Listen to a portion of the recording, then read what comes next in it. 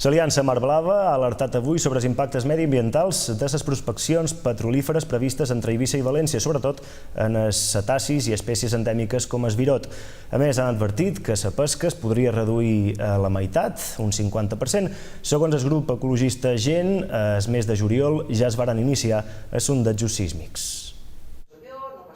L'Aliança Mar Blava considera que tenen arguments suficients per aturar les prospeccions petrolíferes previstes entre València i Eivissa. Avui han presentat les al·legacions que realitzaran contra l'estudi d'impacte ambiental que va presentar la petroliera Cairn Energy al Ministeri de Medi Ambient per realitzar els sondejos acústics. L'agrupació centrarà en dos arguments. Primer, que l'estudi no té en compte els efectes que tindran els sondejos sobre les zones d'especial protecció d'aus. Todo conjunto de cepas que fue catalogado por la presencia de especies de aves marinas nidificantes no están analizadas porque dicen que están lo suficientemente alejadas, cuando es demostrable que todas estas especies de aves marinas van a comer a esa zona, en especial el virot, la pardela balear, especie endèmica, especie en estado crítico, el vertebrado europeo que está en más peligro de extinción. I segon, que l'estudi només es centra en la primera fase, quan hauria de tenir en compte el conjunt del projecte. El proyecto está fragmentado en esas tres fases, sondeos acústicos, exploración y explotación,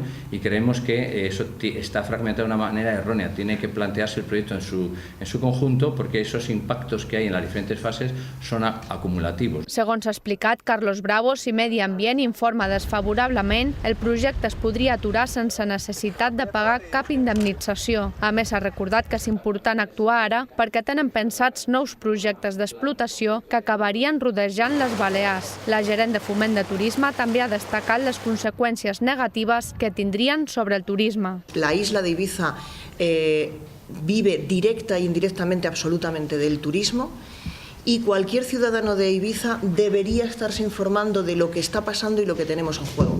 Porque lo que tenemos ahora mismo en juego es nuestra realidad, el sistema económico que hemos creado y el futuro de cada uno de nosotros y de todo lo que hayamos organizado. Des de l'Aliança Mar Blava han fet una crida als ciutadans i les administracions perquè presentin les seues al·legacions abans del 10 de febrer, quan acaba el termini. A la seua web han facilitat un formulari d'al·legacions, mentre que a la web change.org volen reunir més peticions per aturar aquestes prospeccions.